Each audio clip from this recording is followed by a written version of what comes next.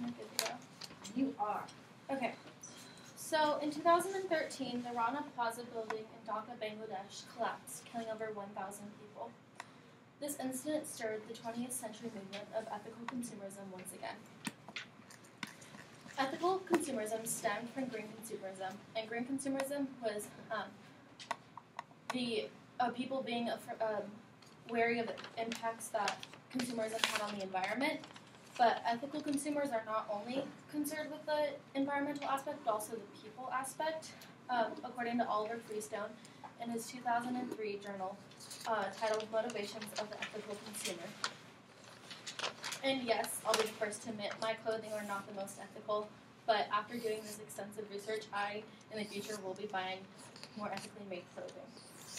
So first, I'm going to explain the fair trade movement, then fast fashion, and finally why everybody should take a more ethical approach to buying clothing. So in the 1950s, first world consumers became more acutely aware of the hardships of working for huge corporations and the exploits of these third world workers. Thus born the fair trade movement. And the fair trade movement, defined by Kimberly Grimes in her 2003 journal titled Anthropology and the Fair Trade Movement, the fair trade movement is a global grassroots movement. Fair trade fosters democratic and equitable international production and exchange. Small-scale crafts, clothing, and agricultural producers trade with U.S., Canadian, European, Japanese, Australian, and New Zealand marketers for a fair price. On top of this, you actually usually get to know the producers' lives and their struggles, which you maybe find online or on the product itself. And an example of this is on Lush Cosmetics. Their packaging has who produced whatever you're using, and that's a way to be transparent about their ethical production of their products. And in 2016, there were 1,411 fair trade certified producer organizations across the world, and for these producer organizations, 158.3 million pounds, which is equivalent to around $200 million, were given to these producers according to the Fair Trade Organization. So the fair trade is bringing a lot of good to these smaller producers and bringing income into these less developed countries. And luckily, the movement will only continue to grow because of celebrities like Emma Watson, Oprah Winfrey, and even Al Gore have openly supported the fair trade movement, which shines a really good light on it. But sadly, fair trade is only a small part of the world market, and according to Carol Robbins in her 2016 journal titled Ethical Shopping, only 3% of the world market is ethical. So that means that many unethical products are being sold and purchased throughout the world, and a portion of this is fast fashion. So fast fashion is making the abundance of cheap clothing in a short amount of times in factories called sweatshops. And these sweatshop workers only make $3 a day, and they usually work 14 hours a day. So that means that it takes these workers 18 months to make what a CEO makes on their lunch break, according to Aisha Barenblatt in her 2017 article titled Fast Fashion is a Disaster for Women in the Environment. Furthermore, 80% of these workers that work in these sweatshops are women aged 18 to 24, and some work as young as 14. So this is a sweatshop, and essentially a sweatshop is a factory that breaks 2 or more working codes, and I can tell you right now that being 14 and working 14 hours a day breaks so many working codes. And these sweatshops are located in areas like Bangladesh, China, and like underdeveloped countries. And so, as I said earlier, in the beginning of my speech, these workers have to live in jeopardy.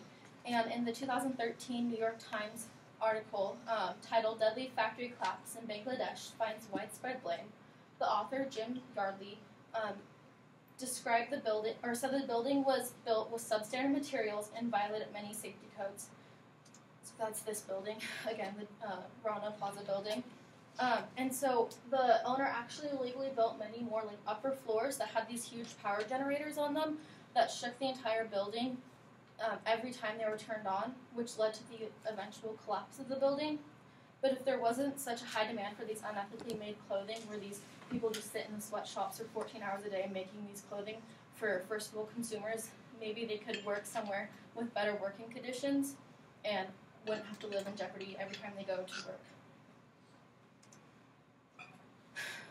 So a lot of people think that ethical shopping is a rich man's job, but that's not necessarily true. And although there is a stigma about it being expensive, there's a really easy way to be an ethical shopper and still a conscious money saver. And part of this is the decisional balance scale, which means that there's always going to be a trade-off in every single decision you make. So when it comes to shopping ethically, maybe the trade-off is that your closet isn't going to be as big, but you know that those jeans or that shirt that was produced that's in your closet didn't hurt anybody or the environment when it was in production. And also, in the long run, if you shop ethically, you will more than likely save money because fast fashion clothing are cheaply made and they're not made to last as long. So instead of maybe buying one new shirt a year, you might have to buy a new shirt every 2 or 3 months because of these fast fashion. So in the long run, you will end up saving more money if you shop more ethically. There's also it's very easy to shop ethically, and the first way is to just thrift shop. And according to the same Ayesha Barenblatt article, 13 trillion tons of her clothing go to landfills in just the U.S. alone, and they just sit there for 200 or plus years. And although only 10% of donated clothing actually get resold, it's still a start because instead of like clothing that might just go straight to a landfill, someone can wear those for years to come. Also, there's certain materials you want to avoid when you are trying to shop ethically because they are toxic and they can ruin waterways and even the soil. And a couple of these are polyester, acrylic, and rayon.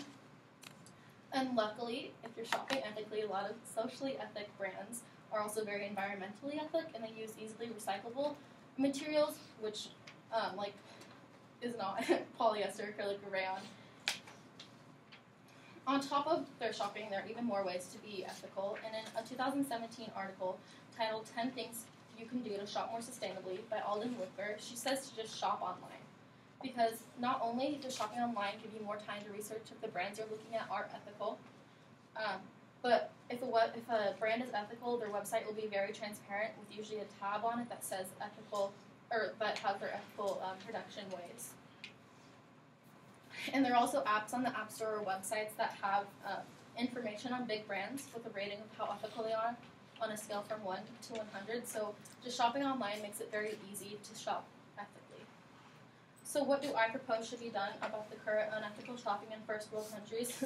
Honestly, a lot. First, you should buy secondhand clothing because not only will it be more sustainable, but also your closet will be more unique because not everyone has the same shirt as you. Secondly, you should make your voices heard by companies, and this means emailing them, saying that you don't support their unethical ways and asking if they'll change it, even as going as far to boycott if they won't change their unethical practices, because change has to start somewhere, and showing that you care is a very good place to start. And last but not least, educate your close ones on the effects of ethical versus non-ethical shopping. The more people that understand, the more people there are to make a difference in this world, and it just spreads, the idea spreads. So unethical consumerism affects many people across the world, and it's easy to overlook this when it's not prominent in your daily life. But remember to think of others and the earth when buying your next shirt. Thank you.